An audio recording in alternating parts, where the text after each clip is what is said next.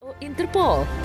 Balik lagi, seseorang yang sudah ditetapkan menjadi tersangka itu baru bisa menjadi DPO. Tapi kalau masih sebagai terlapor, yang harus bekerja keras adalah pelapornya. Bagaimana bisa menghadirkan?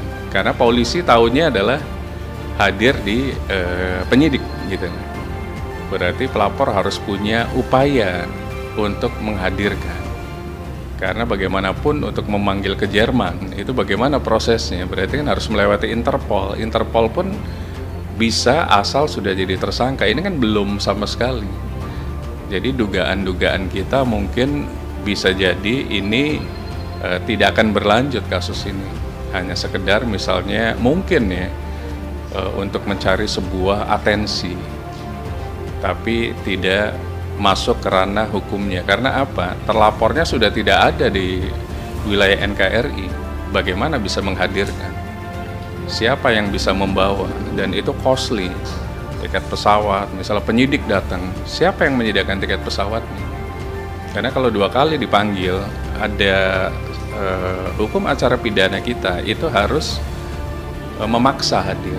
Nah, memaksa hadir kan berarti ada penyidik yang berangkat. Misalnya ada di Jerman, berarti penyidik itu harus pergi ke Jerman. Nah, semuanya harus di-provide oleh pelapor. Siap nggak pelapor untuk menyediakan hal-hal yang sifatnya cost tadi? Nah, disitulah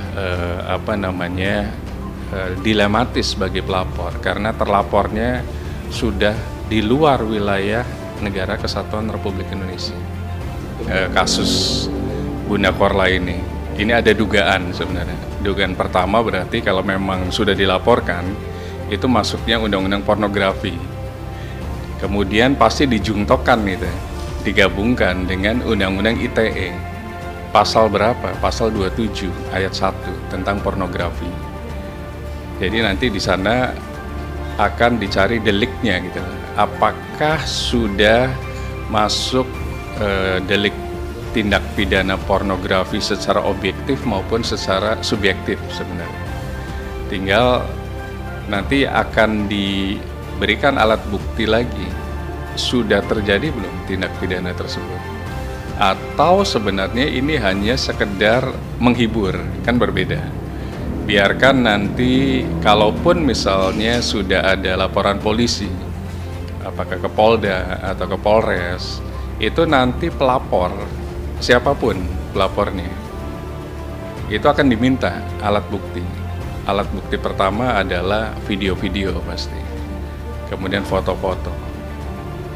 Berikutnya adalah saksi yang mengetahui. Terakhir adalah saksi ahli. Dengan 2 alat bukti tadi itu bisa membuat seseorang terlapor naik statusnya menjadi tersangka.